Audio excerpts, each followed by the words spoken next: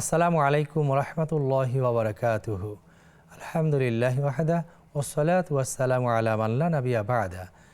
প্রিয় দর্শক, যে যেখান থেকে আমাদের দেখছেন সবাইকে প্রীতি ও শুভেচ্ছা জানাচ্ছি। শুরু হলো নেক্সাস টেলিভিশন আয়োজিত ব্রেকফাস্ট বিস্কেট নিবেদিত ইসলামী প্রশ্নোত্তরমূলক লাইভ অনুষ্ঠান ইসলামী জীবন বিধান। আপনাদের সঙ্গে আছি আমি সৈয়দ আল জাবের। আপনাদের জিজ্ঞাসিত প্রশ্নের উত্তর দেওয়ার জন্য আমাদের সঙ্গে আছেন বিশিষ্ট আলেমদ্বীন শাইখ আব্দুল হাফিজ মারুফ, সিনিয়র ইমাম ও প্রকল্প প্রধান, মসজিদুত তাকওয়া সোসাইটি, ধানমন্ডি, ঢাকা। আসসালামু আলাইকুম রহমতুল্লাহ। ওয়ালাইকুম আসসালাম রহমতুল্লাহ। শাইখ কেমন আছেন? আলহামদুলিল্লাহ, আমি ভালো আছি। আপনি কেমন আছেন? আমি ভালো আছি। আপনাকে স্বাগত জানাচ্ছি আমাদের আজকের এই ইসলামী জীবন বিধান অনুষ্ঠানে। জাযাকাল্লাহ খাইর। প্রিয় দর্শক, আমাদের এই অনুষ্ঠানে প্রশ্ন করার জন্য স্ক্রিন এখন নাম্বারটিতে কল করতে পারেন। এছাড়াও নেক্সাস ইসলামিক ফেসবুক পেজের কমেন্ট বক্সে প্রশ্ন করতে পারেন। শাইখ, আমরা শুরু করছি আমাদের আজকের লাইভ অনুষ্ঠান প্রশ্নোত্তরমূলক। আমরা শুরুতে যে টপিকে কথা বলতে চাই সেটি হলো যে রাতের নফল ইবাদত। আপনি জানেন যে রাত্রিকালীন কিছু ইবাদত আল্লাহ সুবহানাহু ওয়া তাআলা নির্দিষ্ট করে দিয়েছেন, রাসূল সাল্লাল্লাহু আলাইহি ওয়াসাল্লাম দেখিয়েছেন। আমরা সেই সম্পর্কে বিস্তারিত জানতে চাচ্ছি আপনার কাছে। আলহামদুলিল্লাহি রাব্বিল আলামিন, আসসালাতু ওয়াসসালামু আলা সাইয়্যিদিল আমবিয়া ওয়াল মুরসালিন ওয়া আলা আলিহি ওয়া আসহাবিহি আজমাইন, আম্মা বাদ। গুরুত্বপূর্ণ একটি বিষয় যে রাতের নফল নামাজ বা নফল ইবাদত কি হতে পারে। মূলত কুরআনুল কারিমে আল্লাহ সুবহানাহু ওয়া তাআলা তার প্রিয় হাবিব মুহাম্মদ সাল্লাল্লাহু আলাইহি ওয়াসাল্লামকে নফল নামাজ পড়ার জন্য, কিয়ামুল লাইল বা তাহাজ্জুদ পড়ার জন্য নির্দেশ দিয়েছেন। আল্লাহ সুবহানাহু ওয়া তাআলা বনী ইসরাঈলে বলছেন, ওয়ামিনাল লাইলি ফাতাহাজ্জাদ বিহি নাফিলাতাল লাক আসা আন ইয়াবআসাকা রাব্বুকা মাকামান মাহমুদা। যে আপনার জন্য তাহাজ্জুদকে অতিরিক্ত করে দেওয়া হয়েছে। যদিও এখানে নফল বলা হয়েছে, রাসূলের জন্য কিন্তু তাহাজ্জুদ অপরিহার্য ছিল, উম্মতের জন্য এটাকে নফল করা হয়েছে। উম্মত পড়লে সওয়াব পাবে, আল্লাহর নৈকট্য হাসিল করবে, আর না পড়লে তার জন্য গুনাহ নেই। কিন্তু রাতের গুরুত্বপূর্ণ ইবাদতের অন্যতম হচ্ছে কিয়ামুল লাইল বা তাহাজ্জুদ নামাজ। পৃথিবীতে এমন কোনো বড় আল্লাহওয়ালা বা বুজুর্গ ব্যক্তি নেই যিনি রাত জেগে তাহাজ্জুদ পড়ে নাই। রাতের যত নফল ইবাদত রয়েছে এর মধ্যে বলা যায় যে প্রধান ইবাদতই হচ্ছে রাত জেগে তাহাজ্জুদ পড়া। রাসূল সাল্লাল্লাহু আলাইহি ওয়াসাল্লাম বলছেন যে তোমরা তিনটা কাজ যদি করতে পারো তাহলে জান্নাতে নির্বিঘ্নে শান্তিতে প্রবেশ করতে পারবে। তিনি বললেন, আফশুস সালাম বাইনাকুম, আফশুস সালাম ওয়াতুতঈমুত তাআম ওয়াসাল্লু বিল লাইল ওয়ান নাসু নিয়াম। আল্লাহ রাসূল বললেন যে তোমরা সালাম প্রচার করো। এটা হচ্ছে তিনটা কাজের একটা, যে বেশি বেশি সালাম দাও। দুই নম্বর হচ্ছে ওয়াতুতঈমুত তাআম, মানুষকে আহার্য দান করো, খাবার খাওয়াও। তিন নম্বর হলো ওয়াসাল্লু বিল লাইল, রাতের বেলায় নামাজ পড়ো, ওয়ান নাসু নিয়াম, এমন টাইমে যখন মানুষ ঘুমিয়ে থাকে। অর্থাৎ রাতের বেলায় তো সাধারণত ঘুমানোর টাইম, মানুষ ঘুমিয়ে থাকবে, কিন্তু একেবারে গাফেলদের অন্তর্ভুক্ত না হয়ে ওই সময়ে তুমি দাঁড়িয়ে নামাজ আদায় করো, আল্লাহর জন্য সালাত আদায় করো। ফায়দা কি? তাদখুলুল জান্নাতা বিসালাম, তাহলে তুমি নির্বিঘ্নে শান্তিতে জান্নাতে প্রবেশ করবে। সুবহানাল্লাহ। শাইখ, আমরা বাকি কথা শুনবো, একটা কল নিয়ে নিচ্ছি। জি জি। আসসালামু আলাইকুম। দর্শক কে আছে আমাদের সঙ্গে, প্রশ্ন করতে পারেন। ওয়ালাইকুম সালাম। জি, কি প্রশ্ন আছে আপনার? ওয়ালাইকুম সালাম, আমি সর্দি থেকে বলছিলাম। জি, আমার প্রশ্নটা হচ্ছে, আমার হাজবেন্ড মারা গেছে 2 মাস হলো। উনি মরার সময় কালেমা পড়ে মারা গেছে। আমরা জানি কালেমা পড়ে মারা গেলে বিনা হিসেবে জান্নাত। এটা কতখানি সঠিক, ওটা শুনতে যাচ্ছিলাম। ঠিক আছে বোন, আপনি আমাদের সঙ্গে থাকুন, আমরা শাইখের কাছ থেকে উত্তর জেনে নেব ইনশাআল্লাহ। আসসালামু আলাইকুম। দর্শক কে আছেন আমাদের সঙ্গে, প্রশ্ন করতে পারেন। হ্যালো, আমি বলবো? জি জি, কি প্রশ্ন আছে আপনার? আমার প্রশ্ন হচ্ছে যে আমরা তো কালকে লাইলাতুল কদর নিয়ে নামাজ পড়ছি। লাইলাতুল কদরের নামাজে আমি কদর সূরা পারি না, তো সূরা ফাতিহার পরে সূরা ইখলাস 3 বার পরে তারপরে যে আয়াতুল কুরসি একবার পড়তে পারবো কিনা? আর দ্বিতীয় এটা কি কদরের নামাজে? হ্যালো, হ্যাঁ কদরের নামাজে, কদরের নামাজে মানে সূরা ফাতিহার পরে 3 বার এই সূরা ইখলাস পরে তারপরে একবার সূরা আয়াতুল কুরসি পড়তে পারবো কিনা। আর দ্বিতীয় হচ্ছে যে আমি ধরুন 4 রাকাত পড়া বিশ্রামের সময় আয়াতুল কুরসি পড়লে প্রতিবারই ওই বিসমিল্লাহির রহমানির রহিম এটা পড়তে হবে। আর যেমন আমার একটা দোয়া আছে আয়েশা রাদিয়াল্লাহু তাআলা আনহা বর্ণিত থেকে, যে ওই দোয়াটা আমি পারি না, তবে কিন্তু সাইয়েদুল ইস্তেগফার এই অর্থটা আমার কাছে খুব মানে জাগে, তার জন্য আমি সাইয়েদুল ইস্তেগফার পড়তে পারবো কিনা কদরের রাত্রে। কদরের রাত্রে? হ্যাঁ হ্যাঁ হ্যাঁ। ঠিক আছে বোন, আপনি আমাদের সঙ্গে থাকুন, আমার শাইখের কাছ থেকে উত্তর জেনে নেব ইনশাআল্লাহ। আসসালামু আলাইকুম দর্শক, কে আছেন আমাদের সঙ্গে প্রশ্ন করতে পারেন। ওয়ালাইকুম আসসালাম। আমি হুজুর আপনাদের নিয়মিত দর্শক, প্রতিদিন জি, অনুষ্ঠানটা দেখি। ধন্যবাদ আপনাকে। জি, কি এখন প্রশ্ন আছে টিভিটা আজকে? ছাড়লাম, কারেন্টটা চলে গেছে, আমার জবাবটা একটু আপনি এখনই দিয়ে দিতে হবে মোবাইলে, কারেন্টটা একটু আগেই চলে গেল। আচ্ছা, আমার কি প্রথম প্রশ্ন বলুন। প্রশ্ন হয়েছে, একটা দোয়া আমি এই রোজার মাসে আমি আজকেই পাইলাম দোয়াটা, দেখেন আমার দোয়াটা ঠিক আছে নাকি। আল্লাহুম্মা ইন্নাকা আফওয়ান তাহাব্বুল আফওয়া ফাফু আননি, এটা কি ঠিক আছে?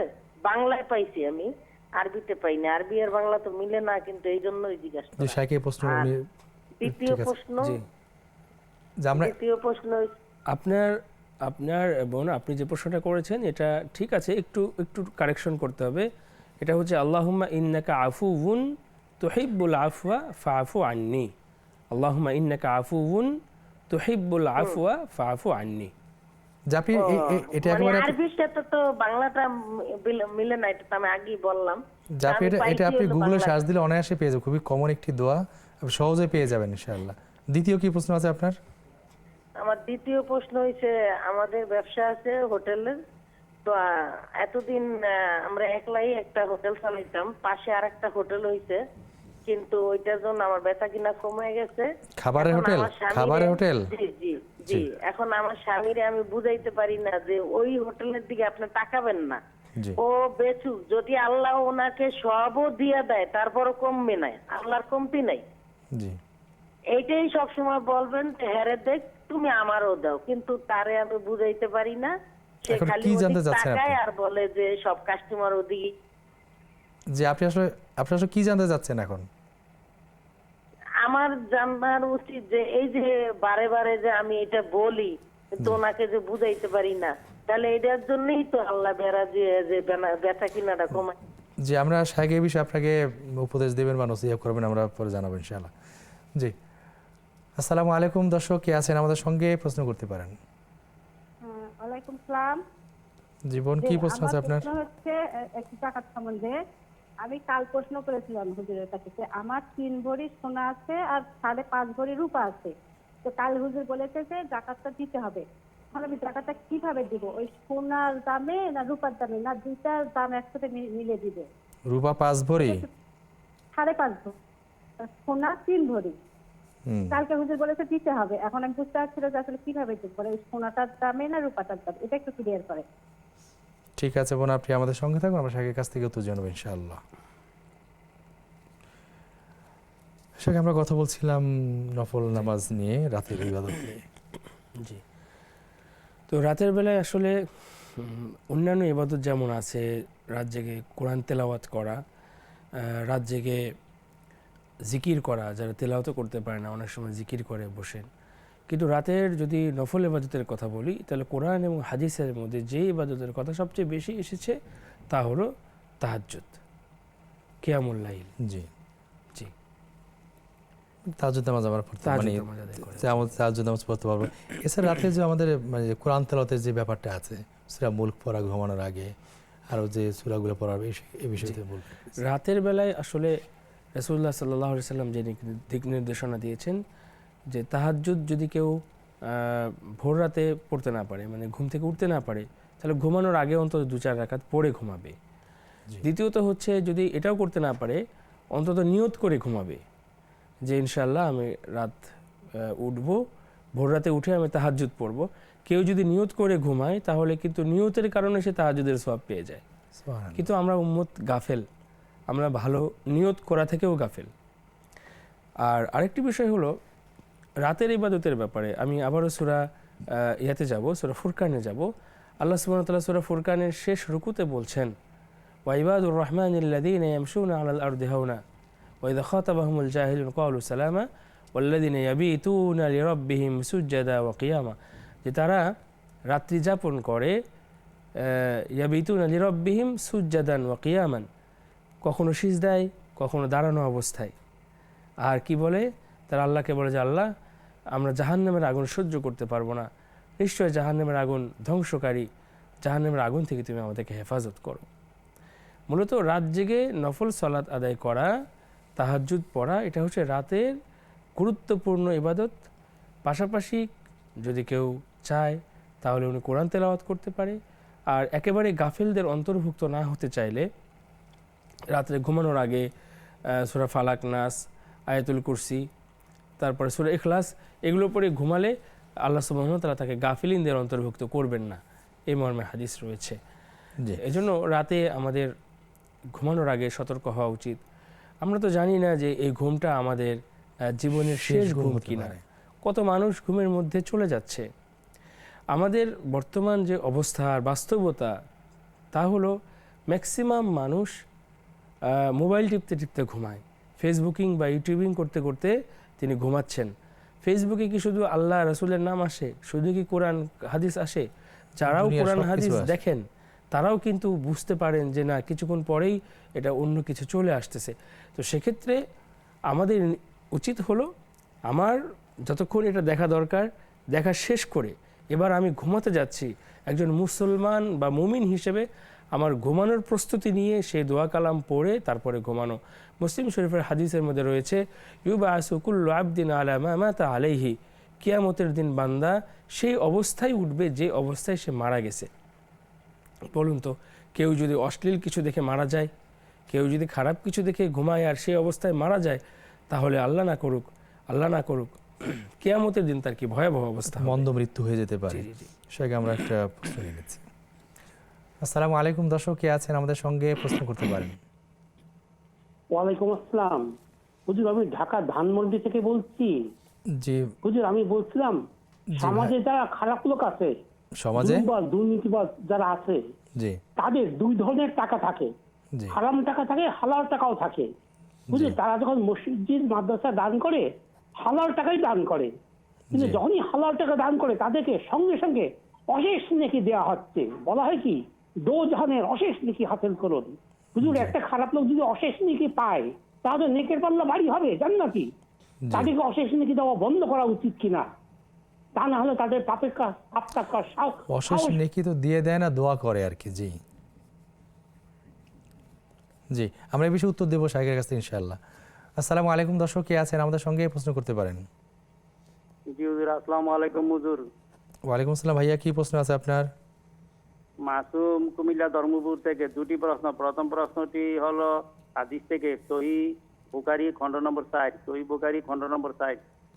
আমাদের প্রিয় নবী মুহাম্মদ সাল্লাল্লাহু আলাইহি সাল্লাম বলেন, তোমরা সেই সব লোকদেরকে দেখো যাদের ভাগ্য তোমার চেয়ে খারাপ, সেই সব লোকদেরকে দেখো না যার ভাগ্য তোমার চেয়ে ভালো। এই হাদিসটি সম্পর্কে বলবেন, এর গুরুত্ব ফজিলত। আর দ্বিতীয় প্রশ্নটি পবিত্র কোরআন থেকে, সূরা লুকমান আয়াত 10, অধ্যায় 31, সূরা লুকমান আয়াত 10। আল্লাহ তাআলা আকাশমণ্ডলী সৃষ্টি করিয়াছেন স্তম্ভ ব্যতীত খুঁটি ছাড়া, তোমরা কি তা দেখতে পাচ্ছ না? আল্লাহ আকাশমণ্ডলী সৃষ্টি করেছেন স্তম্ভ ব্যতীত খুঁটি ছাড়া। এর মানে কি? পবিত্র কোরআন কি বলতেছে আমাদেরকে? সূরা লুকমান আয়াত 10। আসসালামু আলাইকুম। ওয়ালাইকুম আসসালাম। প্রিয় দর্শক, দেখছেন আপনাদের প্রিয় অনুষ্ঠান নেক্সাস টেলিভিশনের ইসলামী প্রশ্নোত্তরমূলক লাইভ অনুষ্ঠান বেকম্যান ডিসকাস নিবেদিত ইসলামী জীবন বিধান। নিচ্ছে ছোট্ট একটা বিরতির পর ইনশাআল্লাহ আমরা আবার ফিরে আসবো, ততক্ষণ আমাদের সঙ্গেই থাকুন। আসসালামু আলাইকুম প্রিয় দর্শক, বিরতির পর আমরা আবার ফিরে এসেছি আপনাদের প্রিয় অনুষ্ঠান বেকম্যান ডিসকাস নিবেদিত ইসলামী জীবন বিধানে। শাইখ বিরতির পর ফিরে এসেছে। আমাদের এক বোন জানতে চেয়েছেন, তার স্বামী 2 মাস আগে মারা গেছে। মারা যাওয়ার সময় তিনি কালেমা পড়ে মারা গেছেন। উনি জানেন যে কালেমা পড়ে মারা গেলে মানুষটি জান্নাতি হয়, এই তথ্যটি সঠিক কিনা? প্রথমে আমরা আমাদের বোনের স্বামীর জন্য দোয়া করছি, আল্লাহ সুবহানাহু ওয়া তাআলা তাকে জান্নাতুল ফেরদাউস নসিব করুন, ক্ষমা করে দিন। হ্যাঁ, তথ্যটি সঠিক। যদি কেউ মৃত্যুর সময় বা তার শেষ কথাটা কালেমা হয়, কালেমা শাহাদা হতে পারে বা কালেমা তৈয়বা হতে পারে, তাহলে আল্লাহ সুবহানাহু ওয়া তাআলা তাকে জান্নাত দিবেন, এই মর্মে সহিহ হাদিস রয়েছে। এই জন্য আমরা আশা করতে পারি যদি ব্যাপারটা সঠিক হয়ে থাকে তাহলে আল্লাহ সুবহানাহু ওয়া তাআলা তাকে ক্ষমা করে জান্নাত দিবেন ইনশাআল্লাহ। জি হ্যাঁ, এক বোন জানতে চেয়েছেন যে উনি কদরের যে নামাজ পড়া হয় সেখানে যদি ফাতিহার পর ইখলাস পাঠ করেন, এরপর যদি আয়াতুল কুরসি পড়েন সেটি ঠিক হবে কিনা? বোন যেটা জিজ্ঞেস করেছেন এভাবে ঠিক আছে, তবে ব্যাপারটা হলো কদরের নামাজ বলে আলাদা করে কোনো নামাজ তৈরি করা, যেমন এতবার এই পড়তে হবে, এতবার সূরা ইখলাস, এতবার আয়াতুল কুরসি, এই মর্মে সহি কোনো হাদিস নাই। এ কারণে কদরের নামাজ বলে নামাজগুলোকে আমরা আরও কঠিন করে ফেলবো না। নিয়ম হচ্ছে আপনি অন্যান্য সময় যেভাবে নামাজ পড়ছেন ঠিক সেভাবেই আপনি কদরের রাত্রিতে নফল নামাজ পড়বেন। হ্যাঁ, এটা তো সুযোগ রয়েছে যে আপনি আয়াতুল কুরসি পড়বেন, তারপর ইখলাস পড়বেন। যদি আপনার অন্য কোনো তেলাওয়াত বেশি মুখস্থ না থাকে তাহলে আপনি এইভাবে পড়তে পারেন, এর অনুমোদন শরীয়তে রয়েছে, কিন্তু পড়তেই হবে বা এটাই এইভাবে পড়ার সিস্টেম রাসূল শিখিয়েছেন বা সুন্নাত, এরকম মনে করলে এটা উল্টো গুনাহ হবে, এটা বিদআত হবে। স্বাভাবিকভাবে আপনি 2 রাকাত সালাত আদায় করবেন। এবার আপনি যদি দীর্ঘ রাকাতটাকে বড় করতে চান, কিয়ামটাকে দীর্ঘায়িত করতে চান, সেক্ষেত্রে আপনি একাধিক সূরা পড়তে পারেন, যা পারেন তা সূরা পড়তে পারেন। জি। সেই সুযোগটু শরীয়তে আছে। জি, সমস্যা নেই। সেটা আমরা প্রশ্ন নিয়ে নিচ্ছি। আসসালামু আলাইকুম, দর্শক কে আছেন আমাদের সঙ্গে প্রশ্ন করতে পারেন। হ্যাঁ, ওয়ালাইকুম আসসালাম। জি আমার প্রশ্ন হচ্ছে দুটি। জি, কি প্রশ্ন আছে আপনার? একটা প্রশ্ন হলো, আমার ফার্ম আছে, মানে ব্যবসা, গরুর ব্যবসা। গরুর ব্যবসা? তাহলে হ্যাঁ গরুর ব্যবসা, মানে দুধের ব্যবসা।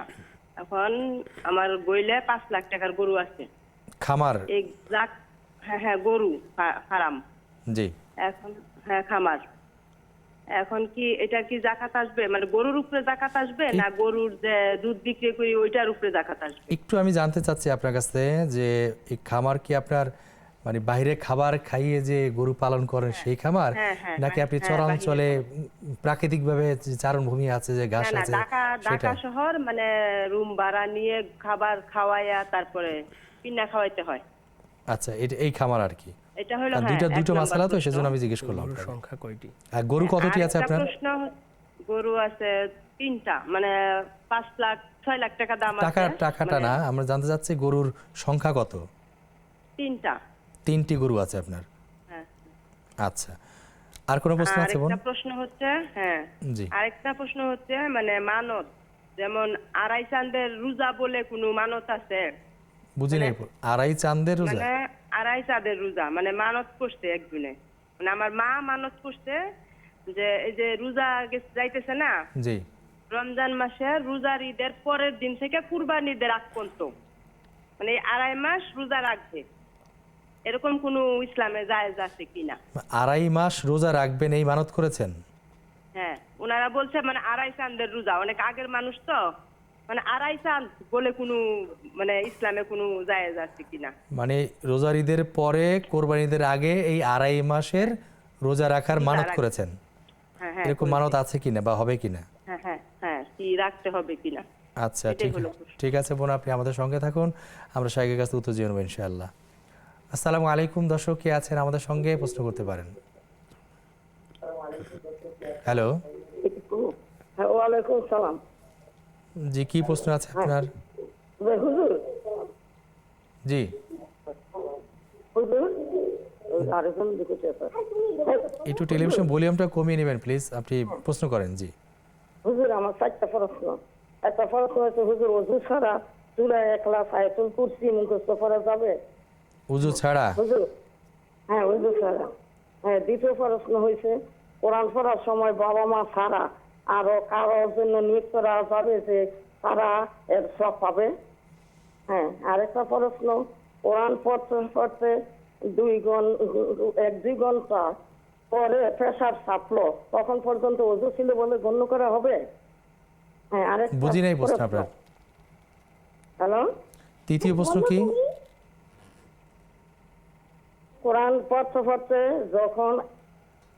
যখন 1-2 ঘন্টা পরে প্রেসার চাপলো, তখন পর্যন্ত ওযু ছিল বলে গণ্য করা হবে? জি, আর কি প্রশ্ন? আর যাদের বয়স এখন 80 বছর হয়ে গেছে, তারা পর্দা কি জানে নাই? পর্দা? হ্যাঁ, পর্দা কি তারা জানে নাই? তারা নারী পুরুষ একসাথে উঠানে কাজ করেছে। জি, এখন এদের অনেকে মারা গেছে, যদি এই ব্যাপারে কিছু বলতেন।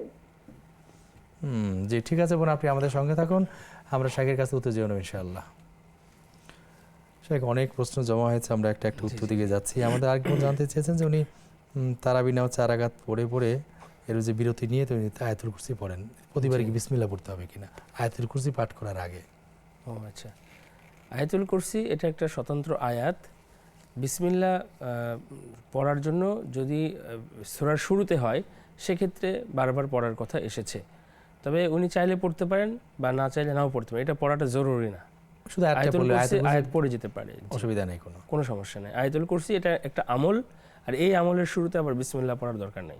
পড়লেও চাইলে পড়তে পারে, না পড়লেও কোনো অসুবিধা জরুরি নেই। না। ওর সাইয়্যিদুল ইস্তিগফার দোয়াটা খুব সুন্দর অর্থবোধক, এটা কদর রাতে পাঠ করেন। উনি বলতেছিলেন যে উনি আরো দোয়া শিখেন, এবং আম্মাজান আয়েশা রাদিয়াল্লাহু তাআলা আনহা সেই দোয়াটা, আল্লাহুম্মা ইন্নাকা আফুউন তুহিব্বুল আফওয়া ফা'ফু আন্নি, এটা উনি পারেন না, কিন্তু এটার উনি সাইয়্যিদুল ইস্তিগফারটা ওনার ভালো লাগে। বোন, আমরা বলবো যে আপনার সাইয়্যিদুল ইস্তিগফার তো খুবই ভালো, এটা আপনি পড়বেন, তর্জমাটা বলতে পারেন, বাংলা আপনি আল্লাহর কাছে চাইবেন, এবং আল্লাহুম্মা ইন্নাকা আফুউন তুহিব্বুল আফওয়া এটার বাংলাও আপনি গুগলে সার্চ দিলে পেয়ে যাবেন, বা বিভিন্ন দোয়ার বইয়ে রয়েছে, আপনি সে বাংলাটাও বলতে পারেন। জ্যাকবন জানতে চাচ্ছেন যে তার 3 ভরি স্বর্ণ আছে এবং 5.5 ভরি রূপা আছে, কোন এক আলেম বলেছেন যে ওনার উপর জাকাত দিতে হবে, উনি ঠিক বুঝতে পারছেন আসলে জাকাতটা কিভাবে দিতে হবে, আদৌ কি 2 নিসাবকে একত্রিত করে জাকাত দেওয়ার বিধান আছে কিনা? আসলে যিনি বলেছেন হয়তোবা উনি উত্তমের দিকে খেয়াল করে কিছু বলেছেন কিনা আমার জানা নাই, তবে 2 নিসাব একসাথে তো মিলে না। যদি এমন হতো যে ওনার কাছে আলাদা টাকা আছে, ওনার কাছে 2.5 লক্ষ টাকা আছে এবং সাথে সাথে 5 ভরি 5.5 ভরি চাঁদি এবং 3 ভরি রূপা আছে, তাহলে সবগুলো মিলে বিক্রয় মূল্য ধরে টাকার মানে হিসাব জাকাত দিত। মানে স্বর্ণ বিক্রি করতে গেলে কত পাবে এটার দামটা হিসাব করবে, এবং রূপা বিক্রি করতে গেলে কত টাকা করে আসে সেই টাকার মানটা নির্ণয় করে কত টাকা হয় 5 লাখ 7 লাখ, সেটা উনি 2.5 টাকা করে উনি জাকাত দিবেন। কিন্তু যেহেতু এখন 2 নিসাবের কোনোটাই পরিপূর্ণ না, যদি ওনার কাছে টাকাও থাকে তাহলে উনি জাকাত দিবেন, নতুবা ওনার উপরে জাকাত আসে না। টাকা না থাকলে উনি 2 নিসাব অর্থাৎ স্বর্ণ রূপাকে একত্রিত করে জাকাত দেবেন না। যদি নগদ টাকা থাকতো তার যুক্ত করে টোটাল মূল্যের উপর ভিত্তি করে জাকাত দিতে পারতেন। জাকাতের আসলে এই ক্ষেত্রে জরুরত নাই আর জরুরত নেই। জি, আল্লাহু আলাম। এক বোন জানতে চেয়েছেন যে তার স্বামীর হোটেল ব্যবসা আছে, তো পাশে একটি হোটেল হওয়ার কারণে তার ব্যবসায় পেঁচায় কম হচ্ছে আর কি, তো উনি এতে খুবই হতাশ হচ্ছেন। স্ত্রী তাকে বোঝাচ্ছেন যে এভাবে হতাশ হতে কিছু নেই, আসলে আল্লাহ তাওয়াক্কুল করে ইত্যাদি, কিন্তু সেটা তিনি মেনে নিতে পারছেন না এরকম। এক্ষেত্রে আপনি একটু যদি নসিহত করতেন। এক্ষেত্রে আসলে তাকদীরের ফয়সালা, যেটা আমাদের তাকদীর সম্পর্কে কিছুটা ডিপলি আলোচনা শোনা এবং এ বিষয়ে একটু জ্ঞান অর্জন করাটা জরুরি, তাহলে এই হতাশাটা কাটবে। দ্বিতীয়ত হলো বাহ্যিকভাবে আমরা দেখতে পাই যে আমাদের পাশে কোনো দোকান হবার কারণে আমাদের বিক্রয় কমে যায়, কিন্তু আমরা ভুলে যাই যে এগুলো বন্টন কিন্তু হয় আসমান থেকে, রাজ্জাকের কাছ থেকে রিজিক বন্টিত হয়। আমরা রিজিকের পিছনে দৌড়ে রাজ্জাকের কাছে নক করি না। এজন্য উচিত হলো, যেহেতু পাশে একটা দোকান হয়েছে, এখন আমাকে নক দেওয়ার উচিত কার কাছে? আল্লাহর কাছে, রাজ্জাকের কাছে। উনাকে আমি বলবো যে আল্লাহ আমার রিজিক বাড়ায় দাও। রিজিক বৃদ্ধির কিছু আমল রয়েছে, যেমন দৈনিক কিছু কিছু সাদাকা করা, মা বাবার সাথে ভালো ব্যবহার করা, আত্মীয়তার সম্পর্ক রক্ষা করে চলা, হ্যাঁ, গুনাহ পরিহার করা, এবং লা হাওলা ওয়ালা কুওয়াতা ইল্লা বিল্লাহ এটা বেশি বেশি পড়া, ইস্তেগফার করা, এরপরে দরুদ শরীফ পাঠ করা, এগুলো করতে থাকলে আশা করি যে হয়তো এই দোকানের বিক্রি কমে যাবে, কিন্তু আল্লাহ সুবহানাহু ওয়া তাআলা তাকে ব্যবসার মধ্যে বা অন্যদিকে বারাকা দান করবে। উনি পাশাপাশি উনি খাবারের মান ভালো করতে পারে, পাশে যে দোকান আছে তার চেয়ে ভালো মান দেবেন, নতুন আইটেম নিয়ে আসতে পারে, বাস্তব কিছু পদক্ষেপ নিতে পারেন। সুন্দর বলেছেন, জি। ইউনিক আইডিয়া নিলে, কার্যকরী পদক্ষেপ নিলেও সেটা ঘুরে যেতে পারে ইনশাআল্লাহ। জি জি ইনশাআল্লাহ। আমাদের এক বোন জানতে চেয়েছেন যে তার একটা গরুর খামার আছে, খামারে মাত্র 3টি গরু আছে আর কি, উনি বলছে তার বাজার মূল্য প্রায় 5 লক্ষ টাকা হতে পারে, এখন ওনার উপরে জাকাত দিতে হবে কিনা?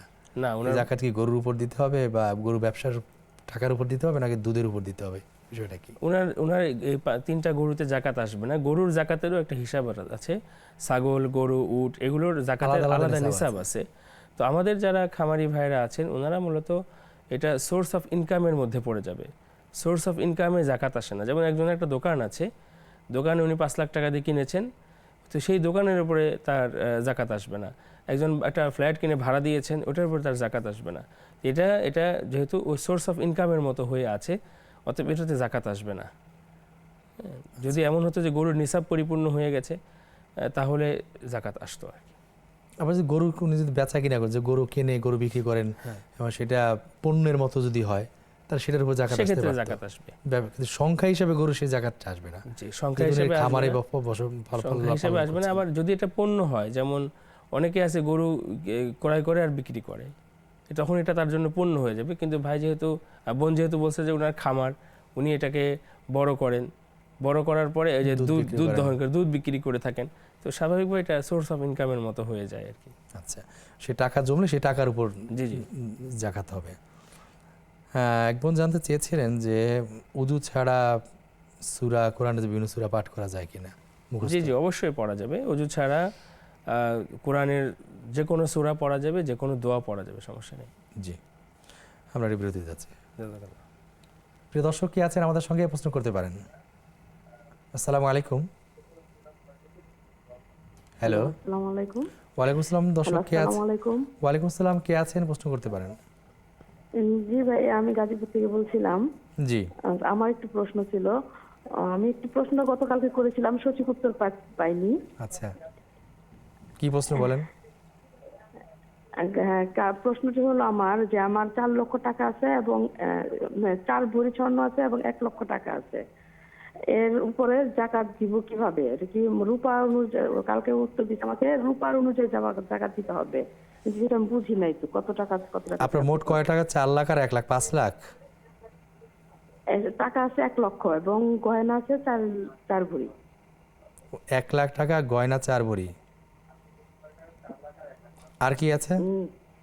যে 1 লাখ টাকা 4 ভরি স্বর্ণ আছে, জাকাত দিতে হবে কি নাই তো? জি জি জি জি, ঠিক আছে, আপনি আমাদের সঙ্গে থাকুন, আমরা শাইখের কাছে উত্তর জেনে নেব ইনশাআল্লাহ। প্রিয় দর্শক, দেখছেন আপনাদের প্রিয় অনুষ্ঠান নেক্সাস টেলিভিশনের ইসলামী প্রশ্ন উত্তর লাইভ অনুষ্ঠান ইসলামী জীবন বিধান। নিচে ছোট্ট একটি বিরতির পর ইনশাআল্লাহ আমরা আবার ফিরে আসবো, ততক্ষণ আমাদের সঙ্গে থাকুন। আসসালামু আলাইকুম প্রিয় দর্শক, বিরতির পর আমরা আবার ফিরে এসেছি আপনাদের প্রিয় অনুষ্ঠান ব্যাকপ্যান বিস্কেস নিবেদিত ইসলামী জীবন বিধানে। শাইখ বিরতির পর আমরা ফিরে এসেছি। আমাদের এক বোন জানতে চেয়েছেন যে ওনার 1 লক্ষ টাকা আছে এবং 4 ভরি স্বর্ণ আছে, ওনার উপর জাকাত ফরজ হয়েছে কিনা? জি না, ওনার উপর জাকাত ফরজ হয় নাই, কারণ ওনার টাকার মানেও জাকাত ফরজ হয় নাই। যে পরিমাণ টাকা থাকলে জাকাত ফরজ হয়, এই পরিমাণ টাকা নেই। আবার স্বর্ণটাও ওনার 7.5 ভরি নেই, এই কারণে ওনার প্রতি জাকাত ফরজ হয়। দুইটা যোগ করলে 7.5 ভরির সম পরিমাণ কিছু আসে না আর কি। জি, হ্যাঁ, আমাদের এক বোন জানতে চেয়েছিলেন যে উনি কোরআন যখন পড়েন, যদি বাবা মা ছাড়া অন্য কারো নিয়তে পড়েন, বাবা মার বাইরে কারো নিয়তে পড়তে পারেন কিনা? আসলে কোরআন আসলে তো নিজের জন্য, অন্যজনের জন্য বলতে হয়তো উনি বোঝাচ্ছেন যে সোয়াবটা পাঠানোর বা সওয়াবের জন্য বা সওয়াবের স্থানে যেটা বলি, সেটা যে কোনো কারোর জন্যই করা যায়, সমস্যা নেই। যে কোনো কারোর জন্য, বাবা মা ছাড়া অন্য আত্মীয় স্বজনের জন্য করা যায়। তবে কোরআনটার ব্যাপারটা হলো শুধু সোয়াব রেসানিটা না, কিন্তু কোরআনের মূলটা হচ্ছে যে কোরআন আল্লাহ কেন পাঠিয়েছেন, কোরআনে আল্লাহ আমাকে কি নসিহা করেছেন, আমাকে কি উপদেশ দিয়েছেন জীবিত মানুষের জন্য। জীবিত মানুষের জন্য, হ্যাঁ, ওটাও একটা অংশ যে আমি কোরআন পড়ে মানুষকে সোয়াব পাঠাবো, ঠিক আছে, কিন্তু ওটাই কিন্তু কোরআনের মূল উদ্দেশ্য না। যেহেতু এটা কেন বলতেছি, যেটা আমাদের প্রশ্নের অংশ হয়ে গেছে, কিন্তু ওই প্রশ্নটা অনেকেই করেন না যে কোরআনের কোনটা আমল করলে আমরা আরো ভালো থাকবো বা জান্নাত পেতে পারবো, জীবনযাপন করে। তবে উনি পারবেন, উনি যে কারোর জন্য এটা করেন। তাছাড়া এই মাসে ভিন্ন মত আছে যে মৃত মানুষের জন্য কোরআন পাঠ করলে সেই সওয়াবটা নাও পেতে পারেন, এমন বক্তব্য কিন্তু আছে। সুতরাং নিজের ইবাদত নিজে করা, মৃত মানুষের জন্য সবচেয়ে বেশি সাদাকা করা, দোয়া করা, এটা সবচেয়ে ভালো। জি, উনি একটি প্রশ্ন করেছেন যে ওনার অনেক নারী পুরুষ মানে নারীরা 80 বছর বয়স হয়ে গেছে, তারা পর্দা সম্পর্কে জানতে পারেননি, অনেকে মারাও গিয়েছেন। এমন অবস্থা আসলে ওনাদের জন্য কি করণীয় আছে, বা নারী পুরুষ একসাথে কাজও করেছেন তারা, যারা আসলে জীবিত আছেন এই অবস্থায়, তারা তো তওবা করবেন। 80 বছর না, 1000 বছর যদি কেউ জীবন পায় আর ভুল বুঝতে পারে আল্লাহর কাছে তওবা করে, আল্লাহ অবশ্যই তাকে ক্ষমা করে দিবেন। আর যারা ইন্তেকাল করে গেছেন, তাদের সন্তানদের উচিত তাদের মা বাবার জন্য এই বিষয়ে আল্লাহর কাছে ইস্তেগফার করা, মা বাবার জন্য ক্ষমা প্রার্থনা করা, এটাই হচ্ছে আমাদের কর্তব্য। জি, আমাদের এক ভাই বলেছেন যে একটা হাদিস উল্লেখ করেছিলেন বুখারীর, তোমরা যাদের ভাগ্য ভালো তার দিকে নজর দিও না, যাদের খারাপ তাদের দিকে নজর দাও। জি জি। হাদিসটি ব্যাখ্যা জানতে চেয়েছেন। আচ্ছা, এই হাদিসটা হলো উনজুরু ইলা মা আসফালা মিনকুম ওয়ালা তানজুরু ইলা ফাওকাকুম আও কামা ক্বালা আলাইহিস সালাতু ওয়াস সালাম। কিছু শব্দের ব্যতিক্রম হতে পারে। মানে রাসূলুল্লাহ সাল্লাল্লাহু আলাইহি ওয়াসাল্লাম ছিলেন উম্মতের প্রতি অত্যন্ত দয়ালু। রাসূল সাল্লাল্লাহু আলাইহি ওয়াসাল্লাম উম্মতের মানসিক চিন্তা নিয়েও তিনি কথা বলেছেন এবং মানসিক প্রশান্তি কিসে আসবে সেই বিষয়ে তিনি টিপস দিয়েছেন। মূলত তার অসাধারণ একটি ব্যাপার হলো এই হাদিসটি, যেটা আমি অনেক বক্তব্যে বলেছি। যেমন রাসূলুল্লাহ সাল্লাল্লাহু আলাইহি ওয়াসাল্লাম বলছেন যে তুমি যদি তোমার চাইতে বেশি নিয়ামত প্রাপ্ত কারো দিকে নজর দাও, দৃষ্টি দাও, তাহলে তোমার প্রতি যে আল্লাহ অনেক নিয়ামত দিয়ে রেখেছেন সেটা তুমি দেখতেই পাবে না। সেটা যথেষ্ট মনে করবে না, খারাপ লাগবে আর তার কাছে খারাপ লাগবে যে আমি তো এটা পাই নাই, সেটা পাই নাই, অমুকে 10তলা বাড়ির মালিক হয়ে গেছে, আমি একটা ফ্ল্যাটের মালিক হই নাই।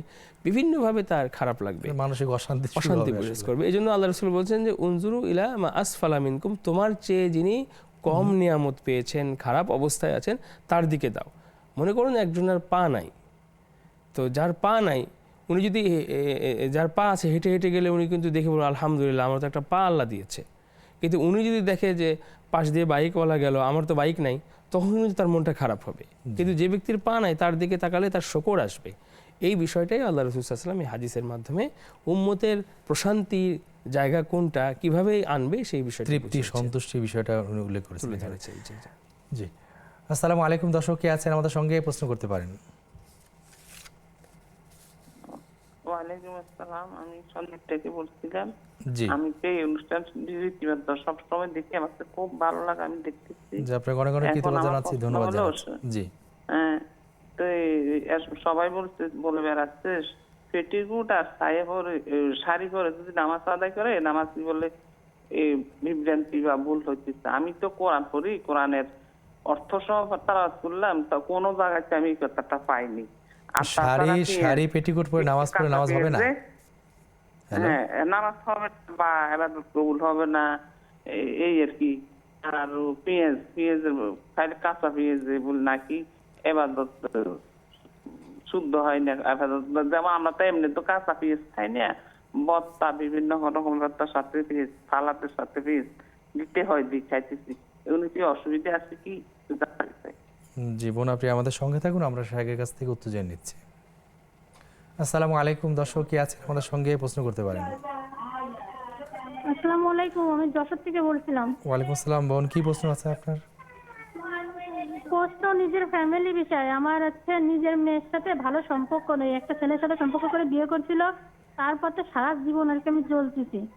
কিন্তু তারা মেলা, ওই ছেলেটা ভালো না, অভাবে থাকে, মাঝে সাঝে আমি এটা ওটা পাঠাই, কিন্তু ছেলেটা এত গালাগালি দেয় আমার দাম হয় যে কিছুই দিই না কোনো সময়। কিন্তু আবার ভয়েসে পাঠাচ্ছে, নাতনি আছে একটা, যে নানি কিছু দেখছো না, উল্টাপাল্টা গালাগালি দেয় জামই। তাই সেই হিসাবে কি করা উচিত আমার? ওই মেয়ের সাথে আমি সম্পর্ক কিভাবে রাখ? বারবার অপমানিত হতে হয়। একবার মনে করেন কোর্টেও কেস করেছে ছেলে মেয়ের নিয়ে, মেয়ে চলে এলো। তাই এই চুয়াডাঙ্গায় বাড়ি, ছেলে ভালো না, বহুত অশান্তিতে, 8 বছর ধরে আমি অশান্তিতে আছি। মামলা কি আপনি করেছিলেন? মানে না, ঝামেলা ওই ছেলে করিল, মেয়েরে তালাক দিয়ে রেখে দিলাম, দিলিও এই ছেলে ডাইরেক্ট আমাকে নামে কেস করিল চুয়াডাঙ্গায় থানায়। আবার সে 2 মাসের মধ্যে সে মেয়ে যেভাবে তোর করে নিয়ে এনেছে। মেয়েটাও ভালো না, মেয়েটাও ওই ছেলের পাগল। একটা বাচ্চা আছে, সারা জীবন অশান্তি। তালাক দেওয়ার পর আবার নিয়ে গেছে? হ্যাঁ, আবার জোর করে নিয়ে গেলে এনে পরে আমি মামলা করিলাম, ওই শ্যামরা মামলা করতেছে। এই করে মনে করেন আমি ছোট। এখন আপনি কি জানতে চাচ্ছেন আসলে? এখন আমি জানতে চাচ্ছি যে ওদের সাথে আমার কোনো রিলেশন থাকে না, কিন্তু মাঝে সাঝে যখন অভাবে থাকে তখন আমার কাছে বললি আমি কিছু টাকা যতটুকু পারি ততটুকু পাঠাই। আমারটা খাইয়ে সেই ছেলেটা আবার আমারই গালাগালি দেয়। কিন্তু এখন ঈদ সামনে, ওর বাচ্চাটা আমার কাছে বলছে নানি আমার কিছু দিবা না, বয়সে বলতেছে। এখন আমার কি করা উচিত? আপনারাই তো বলেন যে সম্পর্ক না থাকলে, সম্পর্ক আত্মীয় সম্পর্ক ভালো না থাকলে জান্নাতে যে দুজকের আগুনে জ্বলতে হবে। তাহলে আমি এখন কি করবো? জি ঠিক আছে বোন, দীর্ঘ প্রশ্ন আমরা বুঝতে পেরেছি। আপনি আমাদের সঙ্গে থাকুন, আমরা শাহের কাছ থেকে পরামর্শ জেনে নেব ইনশাআল্লাহ। আসসালামু আলাইকুম। দর্শক কে আছেন আমাদের সঙ্গে প্রশ্ন করতে পারেন। ওয়ালাইকুম আসসালাম। জীবন, কি প্রশ্ন আছে আপনার? হুজুর, জি, আমার প্রশ্নটা হচ্ছে যে আমার স্বামী 13 বছর আগে বিয়ে করছিল, ওনাকে ডিভোর্স দেওয়ার পরে আমাকে বিয়ে করছে। তো ওই পক্ষে আমার একটা ছেলে আছে। জি আমার একটা ছেলে আছে ওই পক্ষে, এই পক্ষে আমার হচ্ছে 2টা ছেলে আছে। তো হঠাৎ করে আমার স্বামী মারা যায় যেদিন, আমি জানতে পারি না, আমি 13 বছর পর শুনতে পাচ্ছি যেদিন আমার স্বামী মারা যায় জানাজার পরে যে ওনাকে আবার নিছে, কিন্তু এটা মিথ্যে কথা। যে ওনার আমার হাজবেন্ড ওই ছেলেকে সম্পূর্ণ খরচ মানে দায়বদ্ধতা সবকিছু, মামলা হয়েছিল সবই দিছে। তো এখন ওই মহিলা বউ হিসাবে দাবি করছে, কিন্তু ওনাকে আর বিয়ে করে না, তাহলে বউ কিভাবে হয়? আর উনি যদি কোনো অভিশাপ করে যে এখন মারা গেছে, তাহলে এটা কোনো কাজে লাগবে, ওনার কবরে কোনো আযাব হবে। কি বললেন শেষে বুঝিনি, কবরে আযাব কেন ওনার হবে? কবরে কি কোনো আযাব হবে? মানে ওনার প্রথম স্ত্রী যদি জি। না উনি যদি অভিশাপ করে যে না আমাকে এভাবে ঠকায় গেছে এরকম কিছু, তাহলে কোনো অভিশাপ দিবে। আযাব হবে কবরে। ঠিক আছে বোন, আপনি আমাদের সঙ্গে থাকুন, আমরা শাইখের কাছে উত্তর জেনেছি ইনশাআল্লাহ।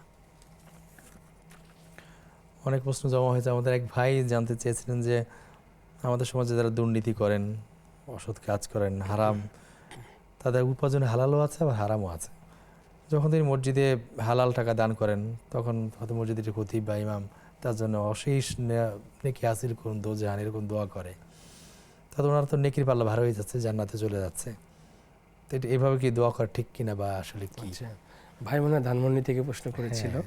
জি তো হারুন ভাই, ধানমন্ডির অধিবাসী হিসেবে ভাইকে স্বাগত জানাচ্ছি। আরও একটি বিষয়, সেটা হলো যে দুর্নীতি এবং এই যে সমাজ আমাদের ছেয়ে গেছে, এখান থেকে ওনারা আরও বিষয়টা ভালো বুঝতে পারতেছে আর কি। মূল বিষয়টা হলো যখন কেউ হালাল হারাম দুটার ইনকাম থাকে এবং সেখান থেকে দান করে, অর্থাৎ হালাল থেকে যখন দান করতেছে, তখন যেই প্রতিষ্ঠানে বা যে ব্যক্তিকে দান করছে উনি কিন্তু দোয়া করতেই পারে। এখন দোয়া করাটাও রাসূল সাল্লাল্লাহু আলাইহি ওয়াসাল্লামের শিক্ষা, যে কেউ যখন তোমার কোনো উপকার করবে তুমিও তার উপকার করে দিবে। যদি তা করতে না পারো অন্তত জাযাকাল্লাহু খাইরান এই কথাটা বলবে, তাহলে তুমি তার এটার একটা প্রতিষেধক করতে পারলে।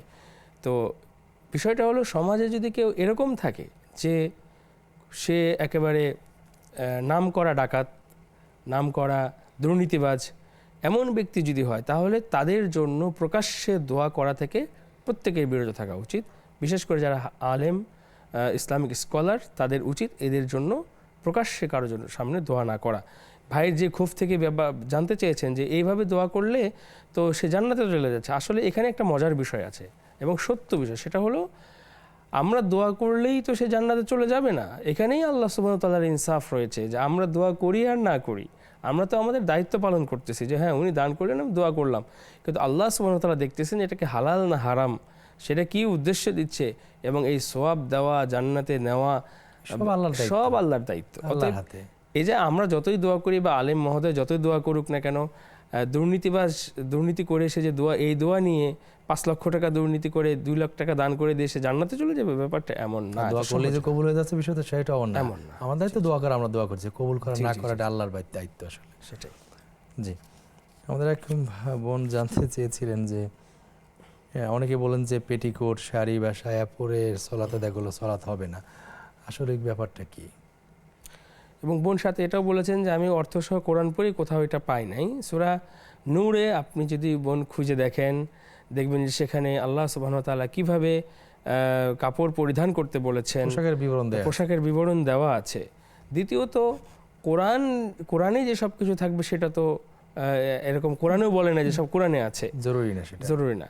বরং আমরা যে নামাজের কথা কোরআনে আসছে, নামাজে আমরা সিজদা 2টা দিতেছি বা এত ওয়াক্ত নামাজ পড়তেছি, তাকবীর দিয়ে শুরু করতেছি, সালাম দিয়ে শেষ করতেছি, এটা কোরআনেও কোথাও নাই। এগুলো মূলত আমরা শিখতেছি মুহাম্মদ রাসূল সাল্লাল্লাহু আলাইহি ওয়াসাল্লামের হাদিস থেকে এবং তার আচরণ থেকে। তো সেখানেই আমরা দেখতে পাই যে মহিলা সাহাবীদেরকে রাসূলুল্লাহ সাল্লাল্লাহু আলাইহি ওয়াসাল্লাম এইভাবে শিখিয়েছেন যে উনারা পুরোটা ঢেকে মানে নামাজ পড়েছেন। আপনি শাড়ি পরতে পারেন, শাড়ির উপরে যদি পুরা একটা জিলবাব থাকে অথবা বড় ধরনের কোনো কাপড় দিয়ে আপনি ঢেকে নেন, যেখানে আপনার হাতের 2 কবজি, পায়ের পাতা আর মুখমণ্ডল ছাড়া সব ঢাকা থাকবে, তাহলে আপনার নামাজ হবে। নতুবা শুধু শাড়ি না, কেউ যদি সালোয়ার কামিজও পরে, সেখানে যদি হাত বের হয়ে থাকে আর সে একাকী থাকে ঘরের মধ্যে, তারপরেও তার নামাজ হবে না। এক্ষেত্রে আমাদের মা বোনদের অনেক দুর্বলতা আছে। অনেকে মনে করেন যে এখন তো বাইরের কোনো পুরুষ মানুষ নেই, এখন আমরা আধা হাত খোলা রেখে নামাজ পড়লে বা চুল বের হয়ে থাকলে কোনো সমস্যা নেই। আসলে নামাজের ক্ষেত্রে নামাজের সতর মেনটেন করতে হবে, অবশ্যই মেনটেন করতে হবে। সেক্ষেত্রে সহজ পদ্ধতি হলো এখন অনেক হিজাব পাওয়া যায়, বড় বড় হিজাব পাওয়া বড় যায়, হিজাবটা- ম্যাক্সিটা সবচেয়ে ভালো, জি জি জি থ্রি পিসগুলো আরো ভালো। শাড়ি পরলে নামাজ হবে বিষয় এরকম না, মানে আপনি পুরোটা ঢেকে নেবেন। ঢেকে নেওয়াটাই হলো আপনার মূল যে উদ্দেশ্য। ব্লাউজটা লম্বা হবে, হাত লম্বা হাতালা হতে হবে। আপনার ধরো শাড়ি তো নানান ধরনের পরা হয়, আমরা তো দেখি, তো সেখানে যাতে শরীর কোনো অংশ দেখা না যায়, জি। পুরোটা অবয়ব ঢেকে নিয়ে আপনি শাড়ি পরে নামাজ পড়তে তবে পারবেন। শাড়ি পরলে কিন্তু বড় হিজাব সাধারণত তো বের পাওয়া হয়ে যায় যায়, এখন। এই কারণেই অনেকে সরাসরি বলে ফেলেন যে শাড়ি পরে নামাজ হয় না। জি হ্যাঁ, উনি একটু জানতে চেয়েছিলেন যে কাঁচা পেঁয়াজ খেলে নামাজ হয় না। উনি বলছেন কাঁচা পেঁয়াজ সাধারণত খাওয়া হয় না, ভর্তার সাথে খাওয়া হয়। জি জি বিষয়টা আসলে যদি ক্লিয়ার করতেন। না, সমস্যা নেই, এতটুকুতে সমস্যা নেই। এমনি যেটা নিষেধ করা হচ্ছে কাঁচা পেঁয়াজ খেয়ে, যেহেতু মুখে দুর্গন্ধ থাকে, শুধু পেঁয়াজ না, অনেকে সিগারেট খায়, অনেকে আরও এমন কিছু খেতে পারে যেটার মধ্যে মুখে দুর্গন্ধ আছে, ওই দুর্গন্ধ অবস্থায় যেন কেউ সালাতে না দাঁড়ায়। কারণ আমরা যখন নামাজের তেলাওয়াত করতে থাকি তখন কিন্তু আমাদের এই তেলাওয়াতগুলো ফেরেশতারা মুখের মধ্যে নেয়, অন্য হাদিস আছে, এই জন্য ওনারা কষ্ট পায়। এই জন্য কোনো রকমের দুর্গন্ধ সেটা না নিয়ে নামাজ পড়া ঠিক না। তবে আপা যেটা বলছেন যে ভর্তার সাথে খায়, এটাতে তেমন কোনো সমস্যা না। মানে কি আপনি পেঁয়াজ খাবেন, কাঁচা খাবেন, রান্না করে কোনো অসুবিধা নেবে। সলাতের আগে আপনি ওটা খেয়ে নামাজটা পড়বেন না, কাঁচাটা একটু পরিষ্কার গন্ধটার জন্য আর কি। জি জি এছাড়া তো সবসময় খাইতে পারেন, কোনো অসুবিধা নেই। হ্যাঁ, আমরা একটা বিরতিতে যাচ্ছি। প্রিয় দর্শক, দেখছেন আপনাদের প্রিয় অনুষ্ঠান নেক্সাস টেলিভিশনের ইসলামী প্রশ্ন উত্তরমূলক লাইভ অনুষ্ঠান ইসলামী জীবন বিধান। নিচ্ছে ছোট্ট একটা বিরতির পর ইনশাআল্লাহ আমরা আবার ফিরে আসবো, ততক্ষণ আমাদের সঙ্গেই থাকুন। আসসালামু আলাইকুম প্রিয় দর্শক, বিরতির পর আমরা আবার ফিরে এসেছি আপনাদের প্রিয় অনুষ্ঠান ব্রেকফাস্ট বিস্কিটস নিবেদিত ইসলামী জীবন বিধানে। শায়েখ বিরতির পর ফিরে এসেছে। আমাদের ফেসবুকে এক ভাই একটা সুন্দর প্রশ্ন করেছেন। উনি জানতে চেয়েছেন, মোহাম্মদ শাফায়েত হোসেন, কেউ যদি অনবরত বান্দার হক নষ্ট করেন এবং সেই অনবরত হকের পরিমাণ যদি ছোট হয়, তবে আল্লাহ কি সেটা মাফ করবেন? আচ্ছা, বান্দার হকটা আসলে আল্লাহ সুবহানাহু ওয়া তাআলা বান্দার উপরে ছেড়ে দিয়েছেন। আল্লাহর হক আল্লাহ রাব্বুল আলামিন ক্ষমা করবেন, কিন্তু বান্দার সাথে রিলেটেড যে বিষয়গুলো থাকে, এটা হয় কোনো আর্থিক হলে টাকা বা অর্থ আদায় করে দিবেন, হক পুরা করে দিবেন, অথবা ক্ষমা চেয়ে নেবেন। যে কোনো একটা করার মাধ্যমে তিনি ক্ষমা পাবেন। কিন্তু যদি তিনি এটা না করেন, তাহলে ভাই বলেছেন যে যদি এটা ছোট হয়, তো আসলে এমনও তো হইতে পারে যে আপনার কাছে ছোট, কিন্তু যার হক নষ্ট করেছেন তার কাছে এটা বড়। ছোট বড়র কোনো মানদণ্ড নাই। তবে হ্যাঁ, ছোট যদি হয়ে থাকে তাহলে তো সহজে ক্ষমা পাওয়া যায়, বড় হলে ক্ষমা চাইতেও লজ্জা লাগে বা এর সুযোগ কম থাকে। তো উচিত হবে যে এরকম কোনো কিছু ঘটে থাকলে তার কাছে ক্ষমা চেয়ে নেওয়া, যার হক নষ্ট হয়েছে কোনোভাবে তার কাছ থেকে ক্ষমা চেয়ে নেওয়া। জি, আমাদের এক বোন মাহফুজা মুস্তফা, উনি ফেসবুকে একটি প্রশ্ন করেছেন। বাঙালি যারা রমজানে মক্কাতে ওমরা করতে যাবে, তারা শবে কদর কিভাবে বুঝবে? বাংলাদেশ এবং মক্কাতে শবে কদর আলাদা আলাদা দিনে হবে, শেষের 10 দিন প্রত্যেক দিনে কি কদর চিন্তা করে নামাজ পড়বে? আচ্ছা, একটা মৌলিক নীতিমালা রয়েছে, তা হলো ইসলাম সহজ করে দিয়েছে যে মানুষ যে যেখানে থাকবে সেখানকার টাইম জোন ফলো করবে, তাহলে সব প্রশ্ন একসাথে শেষ হয়ে যায়। তাহলে কি দাঁড়াবে, যিনি বাঙালি হোক, চাইনিজ হোক, যেখান থেকে আসুক না কেন, উনি সৌদি আরবে আছেন, ওইখানকার বেজোড় রাত্রিতে তিনি কদরের রাতে চিন্তা করে নামাজ পড়বেন। কারণ বেজোড় রাত্রিতেই রাসূলুল্লাহ সাল্লাল্লাহু আলাইহি সাল্লাম কদর তালাশ করার জন্য বলেছেন। আর আরেকটি বিষয় হলো, শেষ দশকে তিনি প্রতি রাত্রেই ইবাদত করতেন। সেই হিসেবে কেউ যদি মনে করে যে আমি শেষ দশকের প্রতি রাতেই জেগে থাকবো, কিছু কিছু ইবাদত করবো, সেটা তো করতেই পারেন। এখন অনেক সময় তো এমন হয় যে বাংলাদেশ থেকে উনি রোজা রেখে রওনা দিয়েছেন, একদিন পরে সৌদি আরবে একদিন আগে শুরু হয়েছে, ওখানে গিয়ে ওনার ঈদটা পড়ে গেল আগে। এখন তো তাকে আর রোজা কাজা করতে হবে না, কারণ উনি এখন ওখানে পৌঁছেছেন, ওখানকার টাইম জোনটাই তাকে ফলো করতে হবে। ঠিক তেমনিভাবে যেখানে আছেন ওইখানকার বেজোর রজনীগুলো তার জন্য সবে কদর হিসেবে সাব্যস্ত হবে। জি, আসসালামু আলাইকুম দর্শক, কে আছেন আমাদের সঙ্গে প্রশ্ন করতে পারেন। হ্যালো, ওয়ালাইকুম আসসালাম রাহমাতুল্লাহ। জি বোন, কি প্রশ্ন আছে আপনার? আমার প্রশ্ন একটু দীর্ঘ হবে হুজুর, আমি কয়েকটা প্রশ্ন করব। তো প্রশ্নগুলো আমার খুব জরুরি জানা। আমার আম্মা মারা গেছে, তো এই 4 মাস হলো, 4 মাস পরে 1 সপ্তাহ হলো, আজকে 8 দিন হলো আমার বাবা মারা গেছে। জি, তো বাবা মা দুজনেই বাবা- মারা গেছে। হ্যাঁ, জি জি মারা গেছে উনি। এবং আমার বাবা মৃত্যুর সময় আল্লাহ রহমতে উনি মৃত্যু 1 ঘন্টা আগে তসবিহ তেলাওয়াত করছে। সে অসুস্থ, মানে এত অসুস্থ ছিল না, কিন্তু যদি মারা যাবে আল্লাহর পক্ষ থেকে সে অসুস্থ হয়ে গেছিল।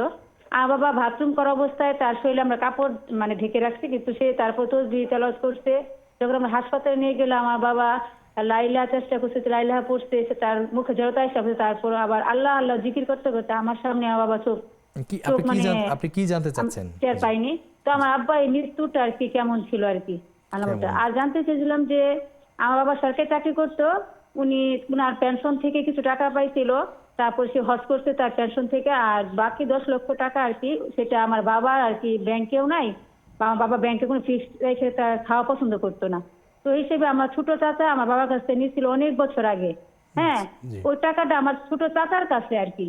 আমার বাবার নামে কোনো ব্যাংক অ্যাকাউন্ট নাই। এখন কি ওই টাকার জাকাতটা কি আমার বাবার উপর ফরজ, সেটা আর কি আমার জানার আর কি। এমনিতে আমার বাবার কোনো ঋণ নাই। বাবা তো মারা গেছে, মারা গেলে ফরজ হবে কেন?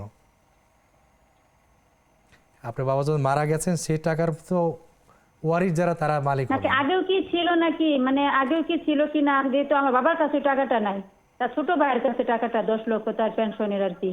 এছাড়া আমার বাবার কোনো টাকা পয়সা নাই। জীবদ্দশায় যদি শুনেন, প্রশ্নটা ক্লিয়ার হতে হবে। জীবদ্দশায় টাকা যদি আপনার বাবার থেকে থাকে, সেই টাকা যদি নিসাব পরিমাণ হয়, সেই টাকা যদি তার মালিকানায় থাকে এবং সেই টাকা যদি তিনি পাওয়ার সম্ভাবনা থাকে, তাহলে তার উপর জাকাত হবে, যদি সেটা জীবিত থাকা অবস্থায়। কিন্তু যখন যদি জীবিত থাকা অবস্থায় জাকাতের ওই সময়টা তার মধ্যে থাকে, সেটা জাকাত আসতে পারে হয়তো, সেটা শায়েখ উত্তর বলবেন। আর যদি তিনি মারা যান, মরে যাওয়ার পর তার উপর কোনো ইবাদত ফরজ থাকে না, সে টাকার মালিক তার উত্তরাধিকারী। স্ত্রী হলে স্ত্রী থাকলে তার বাবা পাবেন, তার স্ত্রী থাকলে স্ত্রী বা সন্তানরা পাবে, ইচ্ছা যারা বেঁচে আছেন তারা পাবেন আর কি, নিরাপত্তা যারা আছেন। এই বিষয়টা একটু ক্লিয়ার করতে হবে, নাহলে আমরা উত্তর দেওয়া আমাদের জন্য মুশকিল হয়ে যায়। রোজা করতে পারে না, এখন কি আমি তার সন্তান হিসেবে দুটো রোজা করে দিতে পারবো কিনা? রোজা বাকি আছে তার, মানে সবগুলোই করছে, দুটো লাস্টে পারে না, অসুস্থ হয়ে গেছিল। জি মানে জি, সেটা আদায় করে দেওয়া যেতে বা ফিরিয়ে দিতে পারেন। জি, আপনি আমাদের সঙ্গে থাকুন, আমরা জি আপনি আমাদের সঙ্গে থাকুন, আমরা শায়েখের উত্তর জেনে নিচ্ছি এখন ইনশাআল্লাহ।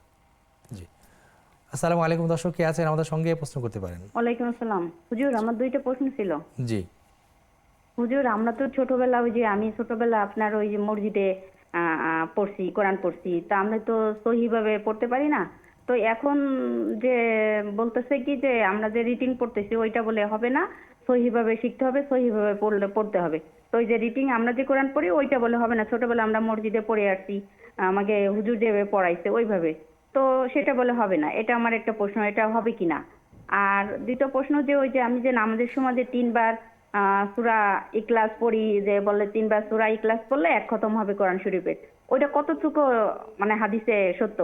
আর আরেকটা প্রশ্ন ছিল হুজুর, এই যে আহমেদ আলী যে প্রশ্নগুলো উত্তর দেয়, হুজুর আহমেদ আলী আছে, উনার প্রশ্ন, উনি একটা প্রশ্নতে উত্তর দিছে যে যারা বলে হারাম খায় তাদের ডাক বলে আল্লাহ কবুল করে না, তাই এটা কি ইসলামে কতটুকু সত্য, এটা জানার জন্য। শায়েখ আহমদ আলী না আর কি। জি আচ্ছা, যা ভুল হয়েছে। জি ঠিক আছে, আপনি আমাদের সঙ্গে থাকুন, শায়েখের উত্তর জেনে নিচ্ছি ইনশাআল্লাহ। শায়েখ অনেকগুলো প্রশ্ন।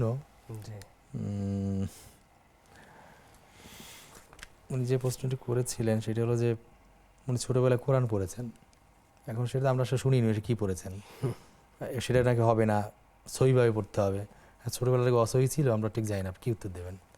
না, এটা যিনি কথা বলেছেন আমার মনে হয় উনি জেনেই বলেছেন, কারণ স্বাভাবিকভাবে আমাদের দেশের যে কালচার, ছোটোবেলায় মক্তবে বা বাসায় হুজুর রেখে যারা পড়েছেন, ইনাদের পড়ার মধ্যে অনেক অশুদ্ধতা থেকে থাকে। দেখা যাচ্ছে যে হরফের উচ্চারণ ঠিক হয় না বা মিলিয়ে পড়তে পারে না। তো সেক্ষেত্রে চেষ্টা করে যাওয়া, বোনকে আমরা বলবো যে আপনি যতটুকু তেলাওয়াত করতে পারেন বা আপনার কাছে মনে হচ্ছে আপনি পারতেছেন, কিন্তু যারা অভিজ্ঞ তারা যদি কেউ দেখে বলে যে আপনাকে শুদ্ধ করতে হবে, তো শুদ্ধ করার জন্য আপনি চেষ্টা করে যাবেন যতটুকু পারেন, কিন্তু চেষ্টা করতে হবে। এটার উপরে আপনাকে সন্তুষ্ট থাকা যাবে না যে যা পারি এটাই আমি পড়তে থাকলাম, এরকম না করে শুদ্ধ করতে থাকেন। উনি কোনো একজন ভালো মুআল্লিমের কাছে শোনাতে পারেন, যদি বলেন যে ঠিক নেই তাহলে শিখে নেবেন, আর ঠিক থাকলে তো ঠিকই থাকলো আর কি। জি জি জি। সূরা ইখলাস 3 বার পাঠ করলে 1 খতম কোরআনের সমান সওয়াব হয়, সঠিক কিনা? জি, এ বিষয়ে সূরা ইখলাসের ফজিলত বলতে গিয়ে রাসূলুল্লাহ সাল্লাল্লাহু আলাইহি ওয়াসাল্লাম এটা বলেছেন। তবে এটার সাথে কিন্তু আরেকটা জিনিস জড়িত, সেটা হলো সূরা ইখলাসের মধ্যে হলো তাওহীদ, রিসালাত, আখিরাত। এই তিনটার মধ্যে মূলত 3 ভাগের 1 ভাগ কি? তাওহীদ, আল্লাহ সুবহানাহু ওয়া তাআলার যে একত্ববাদ, এটা কিন্তু সূরা ইখলাসের মধ্যে রয়েছে। তো শুধু আমি বলবো যে ফজিলতটা তো জানবেন ইনশাআল্লাহ, এবং জেনে এটা বারবার তেলাওয়াত করবেন। একই সাথে সূরা ইখলাসে কি বলা হয়েছে আল্লাহ সুবহানাহু ওয়া তাআলার ব্যাপারে, আল্লাহর ব্যাপারে, এটা আপনারা একটু জানার চেষ্টা করবেন, তাহলে আরো মহব্বত আসবে এবং আল্লাহর ব্যাপারে, তাওহীদের ব্যাপারে আরো ভালো জানতে পারবে। শেখ, আমরা খুব সংক্ষেপে উত্তর দেবো, আমরা প্রায় শেষ সময় দিকে চলে এসেছি। শেখ আহমদুল্লাহ বলেছেন যে হারাম খাবার খেলে দোয়া কবুল হয় না, এটি সঠিক কিনা জানতে চাই। এটা সঠিক। হাদিসের মধ্যে আসছে যে এক ব্যক্তি এরকম ভালো জুব্বা গায়ে দিয়ে নামাজ পড়ে পাগড়ি পরে সে দোয়া করতেছে, ইয়া রব ইয়া রব, তো আল্লাহ তার দোয়া কীভাবে কবুল করবে? তার জামা কাপড় হারাম থেকে কেনা, তার খাদ্য হারাম থেকে কেনা, তা আল্লাহ তাআলা তার ডাকে সাড়া দিবে না, হাদিসের মধ্যে এসছে। এই জন্য হারাম থেকে বিরত থাকতে হবে। হারাম হালাল খেলে দোয়া কবুল, হারাম খেলে দোয়া কবুল হবে না, এটি মূল কথা। আসলে ওনার বাবা মারা গেছেন, তিনি 2টো রোজা বাকি ছিল তার, এই 2টো রোজা কি ওনারা রেখে দিতে পারেন বা কি বিধান আছে? রোজা এটা ফিদিয়া দিয়ে দিবে যদি ওনার বাবার সুস্থ অবস্থায় ওনার মারা যেয়ে থাকে, সুস্থ বলতে জ্ঞান থাকা অবস্থায়, তাহলে এটা দুইটা ফিদিয়া দিবে, 2 রোজার ফিদিয়া দিয়ে দিবে আর কি। ফিদিয়াটা হচ্ছে 1 ফিতরা সম পরিমাণ। আচ্ছা, ফিদিয়া দিলে আদায় করলে হয়ে যাবে, খাদ্য আর কি, খাবার দান করবেন, সেটা 1 ফিতরা সমান। 1 ফিতরা সমান। এখানে একটা বিষয়, পরিমাণটা হলো যে 2 বেলা খেতে গেলে যতটুকু টাকা লাগে, ওনারা যে এলাকায় বসবাস করতেছেন বা যিনি মারা গেছেন, ওনার যে একটা খাদ্যাভ্যাস আছে, ওই মানের 2 বেলা খেতে গেলে বাসায় ডেকে এনে 2 বেলা খাবার খাইয়ে দিলে একটা হয়ে যায় আসলে। জি, হ্যাঁ, উনি একটু জানতে চাইছেন তার বাবা মারা গেছে, মারা যাওয়ার আগে তিনি জিকির আজকার তাসবিহ তাহলিল পড়েছেন, এই মৃত্যুটা আসলে কেমন? অবশ্যই ভালো মৃত্যুর কিছু লক্ষণ আছে, যেমন কপাল ঘেমে যাওয়া বা কালেমা পড়তে পড়তে মারা যাওয়া, আল্লাহর নাম নিয়ে মারা যাওয়া, এগুলো। আর সাথে যদি কোনো রকমের, যেহেতু উনি বলছেন যে ওনার বাবা বাথরুম করে দিয়েছিল, তো বাথরুম করে দেওয়াটা এটা অন্য একটা কোনো কারণে হতে পারে, এটা খারাপ মৃত্যুর লক্ষণ, এটা ভালো মৃত্যু বলা যায়। আর ওয়াশরুমে গিয়ে যদি আমাদেরকে দোয়া পড়ে তো ওয়াশরুমে ঢুকতে হয়, সে ওয়াশরুম মারা গেলে সেটা খারাপ মৃত্যু হবে এটি বলার কথা সুযোগ নেই। সেখানে তো আমাদের দোয়া কালাম পড়ে তো আমাদেরকে এই ইবাদত, এটাও এক ধরনের কাটা ইবাদতের মতো আসলে, নেগেটিভ আছে হওয়ার কিছু নেই। এক বোন জানতে চেয়েছিলেন, খুব সংক্ষেপে বলবো, যে তার মেয়ে জামাইকে বিয়ে করেছে, ডিভোর্স হয়ে গেছে, আবার ফিরে এসেছে, মামলা হয়েছে, ওনার ভাষ্য যে জামাইও খারাপ মেয়েও খারাপ, তারা খুবই খারাপ আচরণ করে, আবার তারা অবমাননাও আছে, চাইলে আবার হাত পাতলে আবার তিনি টাকা পয়সাও দেন। উনি সম্পর্ক রাখতে পারেন না, আবার রাখতে চাচ্ছেন, এর একটা দোদুল্যমান অবস্থা। সম্পর্ক না রাখলে আবার গুনাহ হয়, কি নসিহত করবেন আসলে? এই ব্যাপারে মা হিসেবে তার যতটুকু দায়িত্ব, যেমন মেয়ের খোঁজ খবর নেওয়া, ভালো আছে কিনা, খারাপ আছে কিনা, মাঝে মধ্যে কিছু দেওয়া, বাস। এর বাইরে যদি ওনারা বেশি কিছু দাবি করে, উনি না দিলে ওনার কোনো গুনাহ নেই। তারপরে নাতিকে দিতেই হবে এমন কোনো জরুরি না, উনি অল্প কিছু দিয়ে তাদেরকে সন্তুষ্ট রাখতে পারে আর কি। মানে সম্পর্ক রক্ষা করার জন্য ওনার জায়গা থেকে উনি সম্পর্ক রক্ষার চেষ্টা করবেন, তাদের ক্ষতি থেকে বাঁচার জন্য চেষ্টা করবেন, সবটা মিলিয়ে উনি সেটা করতে পারেন আসলে, করতে পারেন। শেখ, আপনাকে অনেক অনেক কৃতজ্ঞতা জানাই আমাদেরকে সময় দেওয়ার জন্য। আমরা অনুষ্ঠান শেষ পর্যায়ে চলে এসেছি। জাযাকাল্লাহু খাইরান। বারাকাল্লাহু ফিক। প্রিয় দর্শক, দেখছেন আপনাদের প্রিয় অনুষ্ঠান নেক্সাস টেলিভিশনের ইসলামী প্রশ্নোত্তরমূলক লাইভ অনুষ্ঠান ব্রেকফাস্ট বিসকাস নিবেদিত ইসলামী জীবন বিধান।